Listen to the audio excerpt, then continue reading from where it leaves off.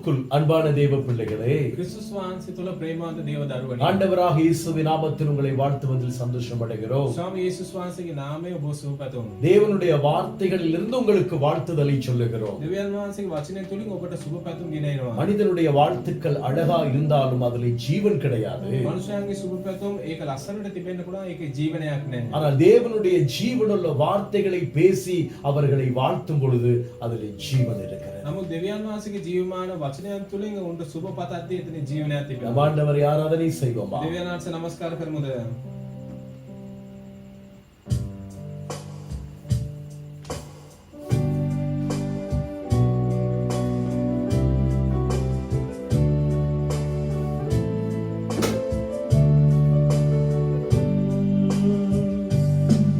Hallelujah, hallelujah, hallelujah, hallelujah, hallelujah, hallelujah, hallelujah, hallelujah,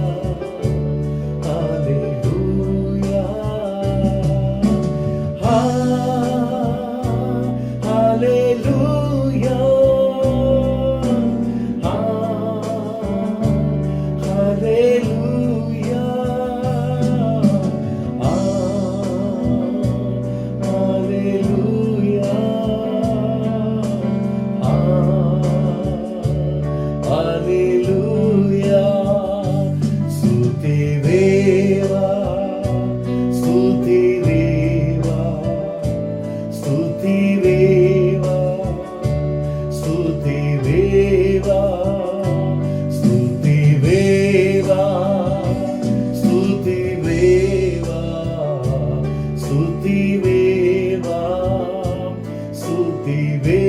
நன்றி இயேசுவே, நன்றி இயேசுவே, நன்றி இயேசுவே, நன்றி இயேசுவே, நன்றி இயேசுவே. Thank you Jesus, thank you Jesus, thank you Jesus, thank you Jesus. கிறிஸ்துவுக்குள் அருமையான தேவ பிள்ளைகளே, ක්‍රිස්තුස් වහන්සේ තුල යහපත් දේව දරුවනි. நம் ஆண்டவரை ஆராதித்தோம். දෙවියන් වහන්සේ නමස්කාර කරා. அவருடைய வார்த்தைகளை தியானிப்போமா? උන්වහන්සේගේ වචනේ මෙනෙහි කරමුද? நாகமான் சுகமடைதலை குறித்து இந்த நாளிலே நாங்கள் தியானிக்க போகிறோம். නාගමාන් සුව වෙන එකකින් අපි මෙනෙහි කරන්නට යනවා. 2 ராஜாக்களின் புஸ்தகம் 5ஆம் அதிகாரம் දෙවියන් රාජාවලේ පොතේ 5 වෙනි පරිච්ඡේදයේ 1 தொடக்கம் 4 வரை நாங்கள் பார்க்கிற பொழுது, 1 වෙනි පදේ ඉඳන් 4 වෙනි පදේ දක්වා බලද්දී நாகமானை கொண்டு නාමාන් කරුණු කොටගෙන சீரியாவுக்கு ரட்சிப்பை கட்டளையிட்டார். සිරියවරුන්ට ජය ලැබුණා. மிகப்பெரிய பராக்கிரமசாலியாக நாகமான் காணப்பட்டாலும் ඉතාමත් බල සම්පන්න වූ පුද්ගලයෙක් හැටියට නාමාන් සිටියා. නමුත් அவனோ නමුත් குஷ்டரோகியாய் காணப்பட்டான். කුෂ්ඨ රෝගියෙක් හිටියා. என் அன்புக்குரிய தேவ பிள்ளைகளே, මාගේ ප්‍රේමන්ත දේව දරුවනි, இவனுடைய குஷ்டரோகத்தை சுகமாக்குவதற்கு ඔහුගේ කුෂ්ඨ රෝගය සුව කරන්නට ஆண்டவர் 2 வேலையாட்களை பயன்படுத்தி இருக்கிறார். දෙවියන් වහන්සේ සේවකයන් දෙදෙනෙක්ව පාවිච්චි කරා. நாங்கள் வாசிப்போம் அந்த வசனத்தை. අපි මේ වචනේ කියවමු. 2 ராஜாக்களின் புஸ்தகம் දෙක රාජාවලිය පොත 5ஆம் அதிகாரம் 5 වෙනි පරිච්ඡේදයේ 2ஆம் வசனத்தை வாசிப்போம். දෙවෙනි වචනේ අපි කියවමු. சீரியாவிலிருந்து தண்டுகள் புறப்பட்டு இஸ்ரவேல் தேசத்திலிருந்து ஒரு சிறு பெண்ணை சிறைப்பிடித்துக் கொண்டு வந்தார்கள்.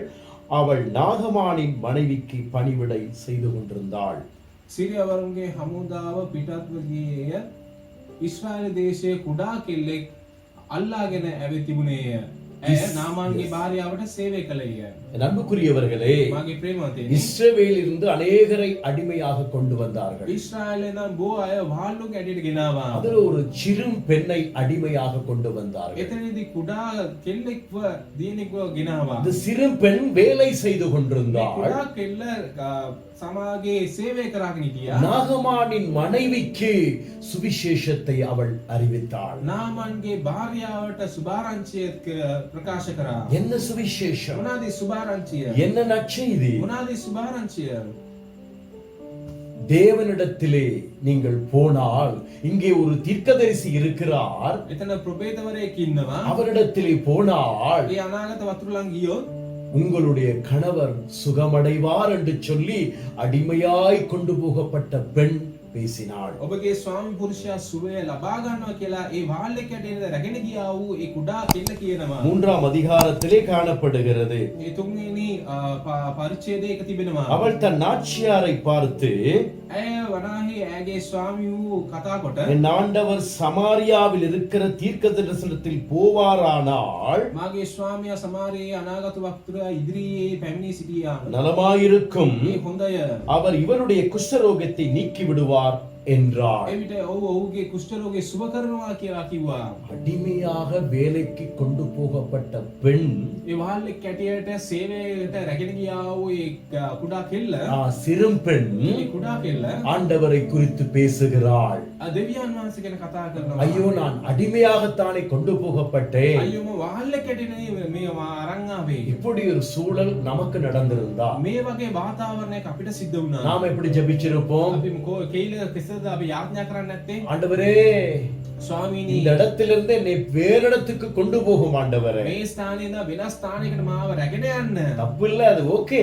ඒක වැරදිනේ කමන්නේ. ஆனா ஆண்டவர் எந்த இடத்துக்கும் எங்களை கொண்டு போனால் නමුත් දෙවියන් වහන්සේ මොනාරි ස්ථානයකට අපව රැගෙන ගියොත් அது எப்படிப்பட்ட இடமா இருந்தாலும் ඒ මොන වගේ ස්ථානයක් වූ நாம் தேவனோடு இருக்கிறபடியினால் அவருடைய வேலையை அங்கே செய்ய ஆரம்பிக்க வேண்டும். අපි දෙවියන් වහන්සේ සමගම සිටින නිසා අපි දෙවියන් වහන්සේගේ වැඩ කරන්නට පටන් ஒரு ගන්නවා. சிறு பெண்ணின் சுவிசேஷம் செய்தி ඒක කුඩා දියණියගේ ඒ සුභාරංචියේ පණිවිඩය அங்கே போனவுடனே එතනට ගිය ගමන් அது நாகமானுடைய காதுக்கு போகிறது, ඒක නාමාන්ගේ කනට ඇසෙනවා. அந்த நாட்டின் ராஜாவின் காதுக்கு போகிறது. ඒ රටේ රජතුමාගේ කනටත් යනවා. ராஜா அந்த நாட்டுக்கு கடிதம் எழுதுகிறார், இவனை சுகமாக்கி விடுங்கள் என்று.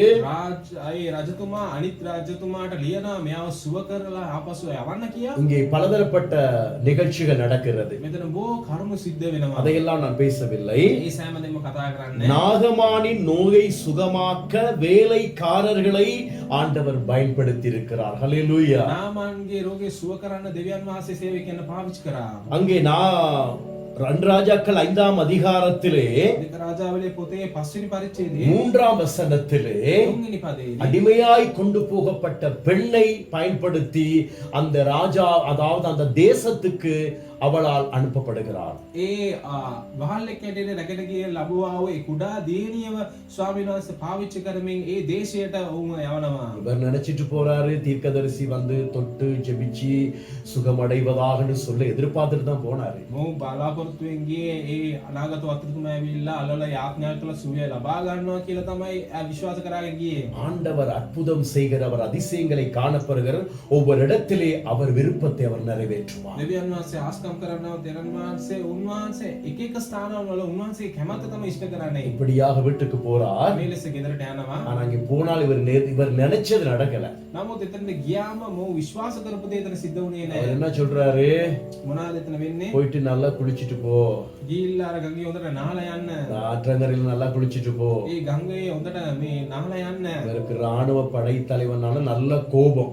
ඒ සේනාවේ මුලාදානියාට අධිපතියාට කේන්ති කිවියා. கோபப்பட்டு அவர் வீட்டுக்கு போறாரு. ඒ කේන්ති කියලා ආපස්සේ හරි යනවා. உடனே ஆண்டவர் நாகமானின், அதாவது அவனுக்கு வேலைக்காரனாய் இருந்த அவனை ஆண்டவர் அந்த இடத்திலே பயன்படுத்துகிறார். ඒ ස්ථානයේ නහාමාන්ගේ මේකරු සේවකයාව දෙවියන් වහන්සේ පාවිච්චි කරනවා. அதே அதிகாரத்திலே 13ஆம் வசனம் சொல்லுகிறது.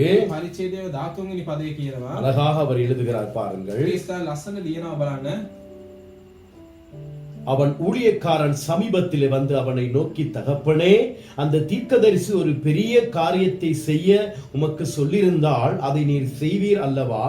ஸ்நானம் பண்ணு, அதாவது குளி, அப்பொழுது சுத்தமாவீர் என்று உம்மோடே சொல்லும் போது அதை செய்ய வேண்டியது எத்தனை அதிகம் என்று சொன்னார். ඔහුගේ සේවකයා ළඟට ඇවිත් ඔහුට කතා කොට, මාගේ පියාණනි, අනාගත වතුරු මහත් දෙයක් කරන්නට ඔබට කීවේ නම් ඔබ කරන්නේ නැද්ද? එසේනම් නාලා පවිත්‍ර වෙන්නේ ඔබට කී කල ඒක කරන්නට බැරිද කීවෝය.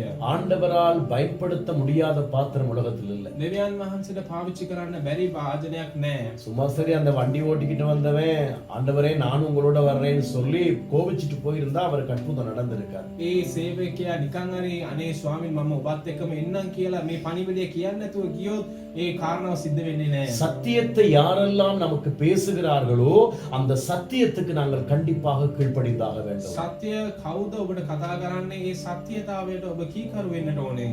என்ன நடக்கிறது? මොනවාද සිද්ධ වෙන්නේ? இந்த வேலைக்காரன் பேச்சை கேட்டு அவர் அப்படியே போய் அங்கே குளிக்கிறார், ஸ்நானம் பண்ணுகிறார். ඒ ස්ථානේ ඒ සේවකයා කියපු විදියටම ඒ ස්ථානේ ගඟට ගිහිල්ලා උනහනවා. மிகப்பெரிய அற்புதம் நடைபெற்று அவர் சுகத்தோடு போகிறார். විශාල ආස්කමක් සිද්ධ වෙමින් ඔහු සුවය ලබා ගන්නවා. தன்னுடைய தோல் எல்லாம் ஒரு புதிய ஒரு சிறு குழந்தையைப் போல மாறினதாக வேதம் சொல்லுகிறது. ඔහුගේ හැම කුඩා දරුවෙක්ගේ හැම හැටියට වෙනස් වුණා කියලා බයිබලයේ සඳහන් වෙනවා. அங்கேயும் அவருக்கு ஒரு சத்தியம் சொல்லப்படுகிறது, 7 தரம் மூழ்கு என்று சொல்லி. ඒ එතනත් එක සත්‍යතාව තියෙනවා 7 වතාවක් ඔහු නහන්න ඕන ගිලෙන්නේ ඉන්න ඕනේ කියලා. முதல் முறை மூழ்குகிறான், மாறவில்லை. පළවෙනි තාතාවේ ගිලලා එනවා වෙනස් වෙන්නේ பார்க்கிறான், නැහැ. அப்படியே இருக்கிறது. බලනවා ඒ ලෙසමයි තිබෙන්නේ. இப்படி 1 2 3 4 5 6 முறை பார்க்கிறான், ஒரு மாற்றமும் நடக்கல. මේම 1 2 3 4 බලනවා කිසිම වෙනසක් උනේ නැහැ. ஆனால் அவருடைய முயற்சியை விடவில்லை. නමුත් ඔහුගේ උත්සාහවන්තකම අතහැරියේ அவன் නැහැ. 7வது முறை மூழ்கி வெளியிலே வருகிற பொழுது அவன் பரிபூரண சுகமடைகிறதை பார்க்கிறோம். 7 වෙනි වතාවට ගිහිල්ලා උඩට එද්දී සම්පූර්ණ සුවය ලබා ගන්න එක අපි இதுல දකිනවා. என்ன கற்றுக்கொள்கிறோம்? මෙතන මොනවද අපි ඉගෙන ගන්නේ? நாம் எங்கெல்லாம் வேலைகளுக்கு போகிறோமோ අපි කොයිද අපි රැකියාවට යනවද? அங்கே கிறிஸ்து இயேசுவை நாங்கள் அதிகமாக எடுத்துச் சொல்லுவோம். අපි යේසුස් වහන්සේව වැඩි ලෙස අරන් කියමු. எங்கெல்லாம் நாங்கள் மக்களை சுகமாக்க கர்த்தர் எங்களை அனுப்புகிறாரோ කොයි ස්ථාන දෙවියන් වහන්සේ අන්න සුව කරන අපි යවනවද? நாம் ஆயத்தத்தோடே போவோம். අපි සූදානමින් යමු. கிறிஸ்து இயேசுவை நாம் எல்லாரும் அறிவிப்பதற்காகவே இன்றைக்கு நாம் அந்த பூமியிலே வாழ்ந்து கொண்டிருக்கிறோம் பிரியமானவர்களே. ක්‍රිස්තුස් යේසුස් වහන්සේ අන්න අයට ප්‍රකාශ කරන්නට තමයි අද අපි මේ පොළොවේ ජීවත් වෙන්නේ. கண்களை மூடி ஜெபம் செய்வோம். අපි ඇස්වසා යාඥා කරමු. எங்களை நேசித்து வழி நடத்துகிற நல்ல ஆண்டவரே, ප්‍රේම කරමින් මඟ පෙන්වන්නා වූ යාපත් පියාණනි. நாகமானை சுகமாக்கினது போல ඒ නාමාන සුව කරපු ලෙසම அநேகருடைய வாழ்க்கையிலே காணப்படுகிற குஷ்டரோகம் என்கிற வேதனை, கண்ணீர், வியாதி சகலவற்றிலும் இருந்து விடுதலையாக்குவீராக. බොහෝගේ ජීවිතයේ තිබෙනා මේ කුෂ්ඨ රෝගී වෙන්නේ ස්වාමිනී වේදනාව, ඒ වගේම කඳුල අනිත් දුක් කටයුතු සියලු දේම ඔබ සුව කරන්න. வேதம் முழுவதும் மீட்பின் வேலைகளை தான் எழுதியிருக்கிறது என்று வாசிக்கிறோம். බයිබලයේ මුළුල්ලම ගැලවීමේ කරුණු තමයි ලියා තිබෙන්න කියලා අපි කියවා බලනවා. இன்னைக்கு அநேக மக்களுடைய வாழ்க்கையிலே சுகம் உண்டு, வேதனை உண்டு, ஆனால் ஆவிக்குரிய வாழ்க்கையை பார்க்கும் பொழுது குஷ்டரோகத்திலே இருக்கிறார்கள் ஐயா. බොහෝ ජනතාවගේ ජීවිතයේ ස්වාමිනී සුවය, වේදනාව, ඒ හැමදේ සුවය ලබා ගන්න නමුත් ආත්මිකව වැටි ඉන්නවා. அந்த பொல்லாத வியாதியை இந்த மாலையிலே இந்த ராத்திரியிலே சுகமாக்கும்படியாக நான் ஜெபிக்கிறேன். ඒ නපුරු රෝගය මේ සවස් කාල අපි යාඥා කරන ඔබ සුව කරන්න කියලා. சுகமாக்குவீராக. ඔබ වහන්සේ සුව කරන්න. எங்களை முழுவதும் ஒப்புக் கொடுக்கிறோம். ඔබ සම්පූර්ණ බාර කරනවා.